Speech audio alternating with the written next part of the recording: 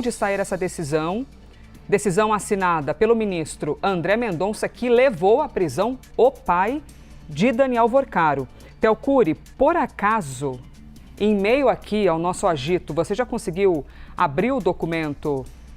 Aí eu já cito para vocês aqui, ó, decisão, 2 pontos, trata-se de representação protocolizada pela Polícia Federal, por meio da qual se requer a decretação de medidas penais de natureza pessoal, em face de investigados apontados como integrantes, financiadores, colaboradores ou agentes de apoio dos núcleos criminosos, ou seja, 4 pontos, denominados a turma, que os nossos analistas já tinham aqui explicado para vocês e que nós estamos compreendendo esses integrantes e o tamanho do acesso desses integrantes do grupo de Daniel Vorcaro a agentes, por exemplo, da Polícia Federal. E segue o documento dizendo, denominados a turma e os meninos, estruturas vinculadas em tese, e aí ele coloca ali entre aspas, em tese, porque todo mundo tem o direito de defender-se, a defesa vai fazê-lo, em tese a organização criminosa integrada por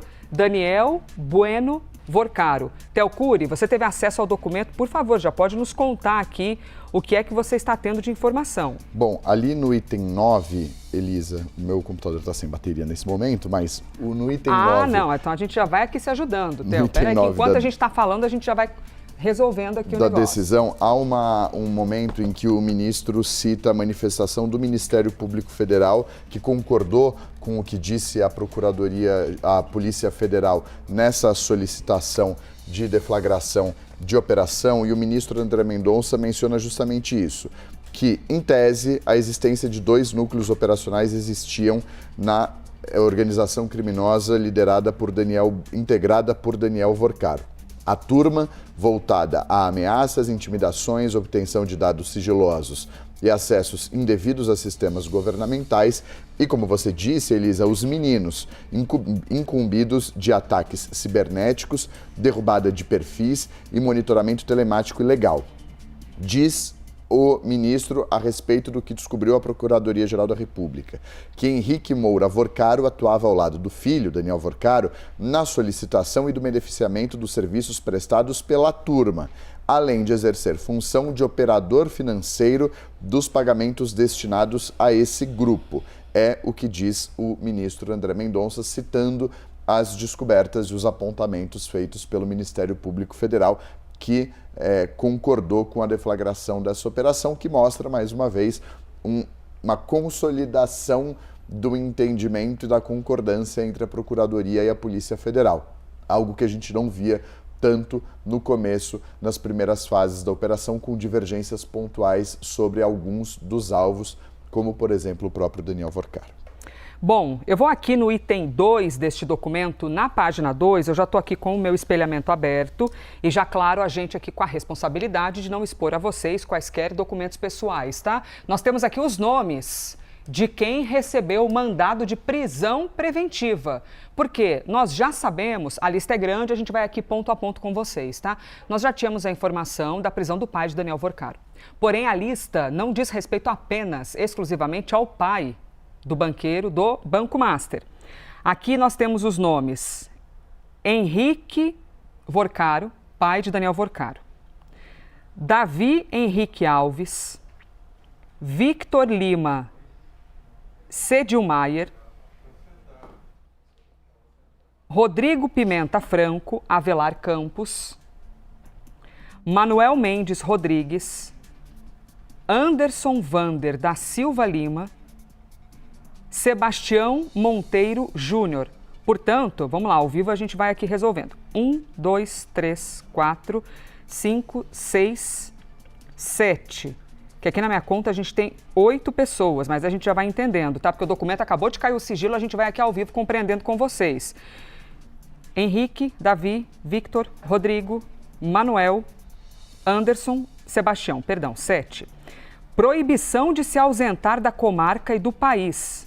Aí quem tem não pode, além dos que foram presos, não pode ausentar-se do Brasil, não pode sair do país, não pode sair nem da região ali, do que eles chamam aqui de comarca. Erlene Nonato Lacerda, Helder Alves de Lima, Caterine Venâncio Teles, Valéria Vieira Pereira da Silva, Francisco José Pereira da Silva. E aí, isso aqui, cada bloco de informação é de uma gravidade imensa. Prisão, proibição de sair do Brasil e aqui nós temos afastamento dos cargos. Afastamento, proibição de contato com servidores e policiais federais da ativa ou aposentados. Valéria Vieira Pereira da Silva e Francisco José Pereira da Silva. Proibição de entrar nas dependências da Polícia Federal. Proibição de acesso a dependências da PF em relação a esses dois investigados e ainda a inclusão de Marilson Roseno da Silva no sistema penitenciário federal. São todos os nomes que aparecem neste documento. Acabou de cair esse sigilo, o Telcuri teve acesso no mesmo instante, a gente já compartilhou aqui com vocês ao vivo. Nós temos aqui, em todo o documento, vejam, logo nessa página de número 2, eles já citam Felipe Mourão, o conhecido como Sicário, e a maneira como Sicário, que a Polícia Federal informou à época, atentou contra a própria vida, recebeu atendimento médico, foi hospitalizado, mas não resistiu. O que eles dizem aqui, eu vou ler esta frase e aí eu já repasso ao Telcuri, que teve acesso ao documento, e a gente vai aqui também com os nossos colegas. Segundo a autoridade policial, ambos eram, à época dos fatos, gerenciados por Felipe Mourão, conhecido como Sicário, e tinham por objetivo atender comandos emanados do núcleo central da organização criminosa. Jonas Maia, vou contigo aqui primeiro para que você nos conte, por favor. Ou seja, essas informações, você vê o que é a importância da apuração, né, e do jornalismo profissional. Parte do que nós vamos ler neste documento vocês já souberam antes com os nossos analistas, com o que o Telcuri estava contando para a gente, Jonas Maia, nossas analistas Clarice Oliveira e Isabel Mega. Jonas, você quer destacar algum trecho aqui? Se você vai me cantando, que eu vou abrindo aqui e a gente vai conversando ao vivo, tá? Elisa, consegue colocar na página 41? É um ponto muito importante porque a Polícia Federal destaca a atuação da delegada ativa da Polícia Federal dentro de todo esse esquema que é a investigação. Perfeito, cheguei página aqui. 41. Valéria Vieira. Só estou checando se a gente tá. Um double check aqui sobre documentos, beleza, não tem número. Qual item? Perdão, Jonas? 99? É o item 98. 98, tá. Então, um pouquinho antes, começa a isso, 41. Valéria Vieira Pereira da Silva. Perfeito, estou com esse trecho. É isso, Elisa. Nesse ponto específico da decisão do ministro André Mendonça, relator desse caso, a Polícia Federal está colocando como que essa delegada, investigadora da própria Polícia Federal, agiu em prol do Daniel Vorcaro, do grupo chamado de A Turma, e até um outro grupo também que a gente está tendo conhecimento agora, do grupo Os Meninos também. A gente já trouxe aqui na abertura do live que tinha uma delegada alvo de busca e apreensão, afastada do cargo, e também um agente da Polícia Federal aposentado. E agora a gente tem o nome e o que ela fez no apontamento da Polícia Federal. Nesse item, vamos ler juntos. A PF diz, nessa decisão, a investigada Valéria Vieira Pereira da Silva é delegada da Polícia Federal e é casada com um agente também alvo da Polícia Federal aposentado. E diz que, em tese, eles são investigados pelo repasse de informações sigilosas a Marilson Roseno da Silva. Quem é Marilson? Marilson é um outro agente da Polícia Federal que já foi preso em outra fase da Operação Compliance Zero e que nessa decisão o ministro determina que ele vá para um presídio federal. Pois bem, a PF diz também que, mediante consultas indevidas ao sistema do EPOL, o sistema EPOL é o sistema próprio da Polícia Federal, onde os agentes e os delegados entram no sistema para consultar investigações, consultar inclusive também provas, o que tem de prova, uma perícia, uma análise que foi feita, tudo isso com base no seu registro, na sua matrícula como um servidor público, um agente ou delegado da Polícia Federal. Então essa parte da decisão está dizendo que a delegada Valéria, juntamente ao Marilson, um agente da Polícia Federal, entravam nesse sistema EPOL e faziam consultas indevidas e repassavam informações sigilosas. E, segundo a Polícia Federal, ambos possuíam acesso, contatos e o conhecimento técnico que poderiam favorecer a continuidade das práticas investigadas. E a PF também segue agora no próximo parágrafo, Elisa, que no caso específico de Valéria, que é a delegada da Polícia Federal da Ativa, os elementos reunidos indicam que a sua atuação teria ido além de mera proximidade com os investigados, assumindo um papel relevante no fornecimento de informações sigilosas ao grupo criminoso denominado A Turma, que era aquele grupo das ameaças. E a PF também coloca, e a gente está lendo a decisão do ministro André Mendonça com base nas informações da Polícia Federal. A investigação aponta que ela acessou sem justificativa funcional um inquérito específico, que tem um número aí de 2023, da Superintendência da Polícia Federal de São Paulo, e embora ela estivesse lotada desde 2006, há 20 anos, na Delegacia da Polícia Fazendária de Minas Gerais, sem qualquer atribuição relacionada ao procedimento. No bom português falando, ela, a segunda PF, atua como delegada em Minas Gerais, mas estava acessando informações sigilosas de um inquérito da Polícia Federal de São Paulo e repassando informações com base na credencial dela como delegada dentro desse sistema da Polícia Federal. E tem mais um terceiro parágrafo importante, que é também: consta que, após a solicitação de informações relacionadas ao inquérito, Valéria teria consultado o procedimento e repassado diretamente ou por intermédio de Francisco, que é o marido dela, agente da PF aposentado, dados relevantes ao Marilson, que é o policial preso. Estou falando sempre, repetindo essa informação, porque são tantos nomes para ninguém se perder para quem está acompanhando a gente. E diz mais o seguinte, que posteriormente o Marilson repassou essas informações sigilosas ao grupo criminoso que é investigado. E o conteúdo compartilhado foi suficientemente detalhado, permitindo assim a identificação do objeto de investigação e também de pessoas efetivamente visadas.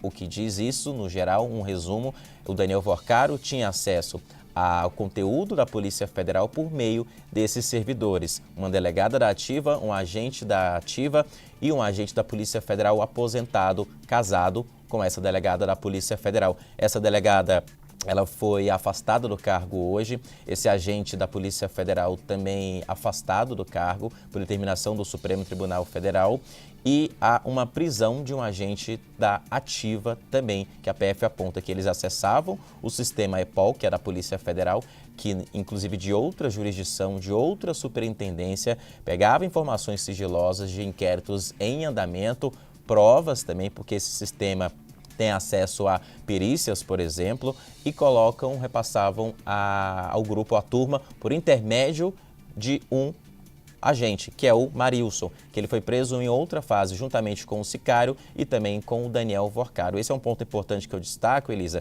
porque mostra justamente aí como que era esse acesso às investigações e a informações sigilosas. Porque quando a gente soube disso na outra fase e que estava na decisão do ministro André Mendonça, havia até uma informação da PF dizendo que o grupo, a turma, tinha acesso a informações da Polícia Federal, do Ministério Público Federal, da Interpol e também até do FBI. Mas como que era esse acesso não estava claro naquele momento. Agora a gente tem o detalhamento, que eram com base em servidores da própria Polícia Federal. Elisa?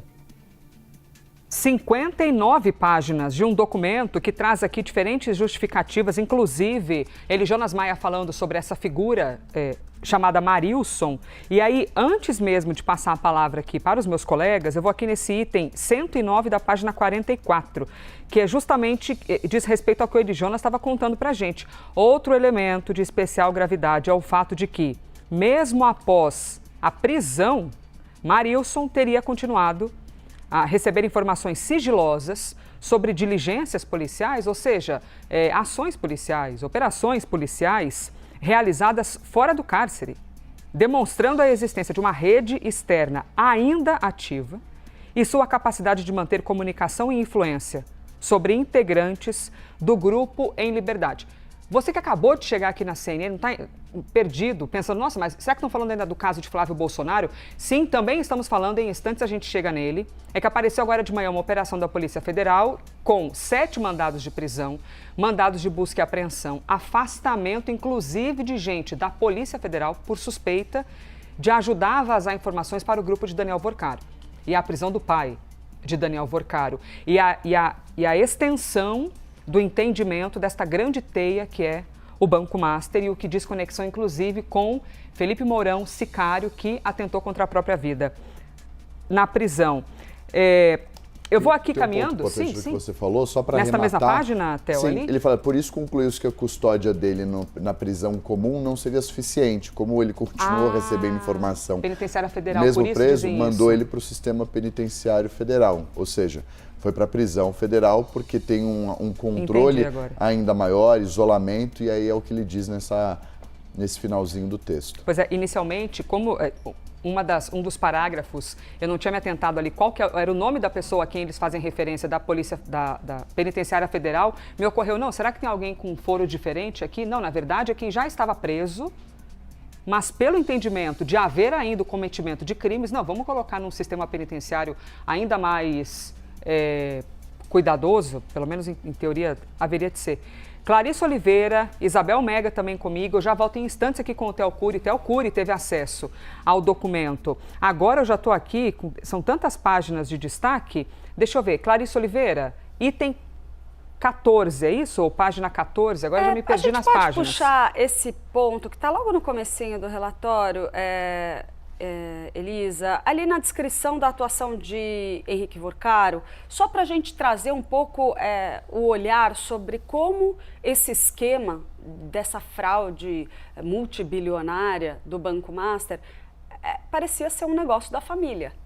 Quando a gente vê a atuação descrita pelos investigadores do pai de Daniel Vorcaro nesse processo, é mais do que simplesmente você ter ali, o Daniel Vorcaro arrumou alguma coisa para o pai dele fazer lá, né, aproveitando que ele estava ganhando muito dinheiro. Não, você tem uma atuação ostensiva dessa figura e também a gente tem o cunhado de Daniel Vorcaro, que já apareceu nas investigações, tem irmão, está todo mundo envolvido em uma trama que, olha só, o tamanho das ramificações das quais a gente está falando aqui. Depois, um ponto importantíssimo, me parece, dessa decisão de hoje, é demonstrar de maneira inequívoca e com riqueza de detalhes o quanto essa rede ela era quase autônoma. Então, o esquema de desvios, de corrupção, de busca de informações ilegais, de intimidação de agentes públicos, de manter políticos e figuras importantes quase que reféns ali também de um esquema muito aprofundado de corrupção de Daniel Vorcaro, ele ocorria e rodava, girava, independentemente de Daniel Vorcaro estar fora do jogo. Porque quando o Vorcaro já havia sido preso, a gente vê essas engrenagens mantendo-se em operação segundo o andamento das investigações da Polícia Federal. Isso vale, inclusive, para o vazamento de informações estratégicas sobre a própria investigação, que, como a gente estava comentando aqui agora há pouquinho, esse vazamento, essa fragilidade, a ideia de que havia algum ponto de fuga ali de informações estratégicas que chegavam ao ouvido de Daniel Vorcaro e dos seus aliados, isso vem desde o começo da operação. A Isabel Mega vai lembrar bem, porque a gente estava juntas lá em Brasília, por acaso eu estava na capital federal, quando Daniel Vorcaro foi preso. E as primeiríssimas conversas que eu tive com fontes ligadas à investigação do Banco Master, que estavam por trás, inclusive, dos elementos que contribuíram para a prisão de Daniel Vorcaro no aeroporto naquela data, aquelas pessoas já diziam: as informações sobre a prisão dele vazaram, sobre a forma como as investigações estavam caminhando, vazaram. Tanto é que havia uma convicção muito grande dentro da Polícia Federal, dentro do Banco Central, em vários organismos ligados a essa investigação, de que Daniel Vorcaro tinha sim conhecimento, tinha ciência de que ele corria o risco de ser preso e estava planejando uma fuga. Essa era a leitura naquele momento, apesar das declarações sucessivas do próprio Vorcaro de que não, de que ele estava apenas fazendo uma viagem de negócios. Então, esses vazamentos vêm de lá de trás e, segundo esse relatório que embasou a nova fase da Operação Compliance Zero, há uma convicção muito grande dos agentes públicos envolvidos nesse inquérito de que essa engrenagem continuou girando após ter sido deflagrada a primeira fase da Operação Compliance Zero. Então, me parece que o que a gente tem aqui é um detalhamento da atuação desse núcleo duro que dava sustentação a Daniel Vorcaro. Ou seja, Vorcaro era o chefe da coisa toda, mas ele contava com pessoas da sua absoluta confiança, inclusive familiares e pessoas do seu círculo mais íntimo, responsáveis por fazer a máquina girar na ausência dele ou cuidar daquilo que ele não dava conta de processar sozinho. Afinal de contas, ele estava comandando uma fraude multibilionária e em plena negociação para tentar acobertar o que acontecia no Banco Master. Me parece aqui que a gente tem um detalhamento muito claro de várias figuras, várias peças-chave que faziam parte desse núcleo duro, que conseguiam fazer essa máquina girar independentemente de Daniel Vorcaro estar ou não disponível para dar as ordens ele próprio ao que acontecia nesse mega esquema de corrupção. São tantos detalhes aqui do documento, 59 páginas, um sigilo que acaba de cair, documento acessado aqui pelo Telcuri, na sequência também ele, Jonas Maia, veio aqui com informações, Clarice Oliveira, vamos de Isabel Mega, e aí um detalhe que, como a gente está aqui ao vivo, é muito importante nós sermos várias cabeças pensantes, porque cada um vai observando alguma coisa. Aí eu recebi aqui a informação no ponto eletrônico se eu tinha visto a quantidade de vezes, Isabel Mega, e aí na sequência também você me diz qual página você quer citar, que a gente já vai aqui unido se ajudando. A quantidade de vezes que aparece o nome Jogo do Bicho. Então nós estamos aqui avançando por um outro quadrado. Olha lá, 1 vez, 2 vezes, 3 vezes, 4 vezes, 5, 6. Neste último, diz o seguinte: emprego de posição social e criminal local vinculada ao jogo do bicho como instrumento de pressão física e moral em favor da organização criminosa. Falando assim solto, fica difícil compreender, né? Mas a gente vai aqui aos poucos explicando para vocês o que exatamente o jogo do bicho tem a ver com essa acusação de uma grande organização criminosa. E o que um jogo ilegal tem a ver também com todo esse caso envolvendo o Banco Master. Isabel Mega, qual página das 59? Qual página tu queres citar aqui, que eu já abro para você? Vamos lá, Elisa. O que me chamou a atenção aqui, para além do que os meus colegas já falaram, é que a gente é apresentado a novos personagens e a novas distribuições de tarefas em uma organização. A gente falava muito da turma, que está ligada justamente à operação financeira de tudo isso. É por isso que a prisão de Henrique Vorcaro se sustenta hoje na avaliação da Polícia Federal, porque ele cuidava dessa operação financeira da turma. A decisão aqui do ministro André Mendonça fala que ele exercia de maneira clara o papel de destinador de recursos para o financiamento desse grupo, com um valor de R$400 mil compatível com a quantia que, segundo as investigações, era destinada mensalmente à manutenção desse grupo. Mas esse não é o único grupo, Elisa. A gente, a partir dessa decisão, é apresentado a um segundo grupo, chamado Os Meninos, e que tinha um papel um pouco diferente. Era um papel de coordenação de ataques cibernéticos. É aí que eu vou te pedir, Elisa, para a gente ir para a página 12, em que a gente é apresentado a um novo personagem nesse esquema, que é o Davi Henrique Alves. Perfeito, na já página estou com ela 12, aqui, Bel.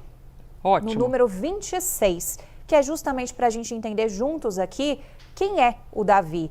O Davi, segundo esse destaque que você traz aqui para a gente na tela, ele era o líder desse grupo, que era um grupo especializado, estou lendo aqui junto com vocês, em ataques cibernéticos, invasões telemáticas, derrubadas de perfis e monitoramento digital ilegal. Lembra que tem aquela coordenação com influencers também, né? Que eram direcionados a falar bem do Master. Então tinha um ataque do outro lado também contra quem pudesse pulverizar coisas negativas contra o Master e um monitoramento ilegal também em relação a essas invasões telemáticas, essas derrubadas de perfil, segundo narra a Polícia Federal. E esse elemento, o Davi, que é o líder, portanto, desse grupo que a gente é apresentado agora, os meninos, ele inclusive tinha um valor mensal de remuneração. Quem pagava era o Felipe Mourão, de R$35 mil. Então, com isso, ele tinha uma empresa e aí ele fazia coordenava hackers. Em outro trecho aqui, a PF diz que ele arregimentava meninos, né, hackers, para coordenarem essas invasões. E aí, nesse mesmo trecho que a gente está, cita um episódio em março deste ano, no dia 4, em que o Davi foi identificado conduzindo o veículo do Felipe Mourão e, olha só, transportando computador, notebook, caixa, mala, em um contexto que, na leitura da PF, era um contexto de indicativo de fuga e de possível ocultação ou destruição de provas. Então, foi justamente na coincidência com uma das fases da Operação Compliance Zero, quando o Vorcari e o Felipe Mourão foram presos preventivamente. Então, a Polícia Federal fechando o cerco e trazendo novos elementos que apontam uma atividade muito além da questão financeira, que era mais ligada à turma, e da questão de perseguição também, intimidações. Aqui é um braço digital que se apresenta a partir dessa decisão em relação ao caso Mácer, a toda essa rede que era muito bem organizada, com papéis distribuídos e com divisão de grupos também. O que a turma vai cuidar é um ponto, o que os meninos vão cuidar é outro ponto, coordenado principalmente por essa questão do ambiente digital. Isso chama bastante atenção, ainda que não tenha relação necessariamente direta com a prisão, por exemplo, do Henrique Vorcaro, porque o Henrique Vorcaro, aqui pelo que eu consegui apreender do relatório, está muito mais ligado à questão da turma do que à questão dos meninos. Mas é um novo braço com uma nova denominação que vai aparecendo aqui, segundo os relatos da Polícia Federal ao ministro André Mendonça. Elisa.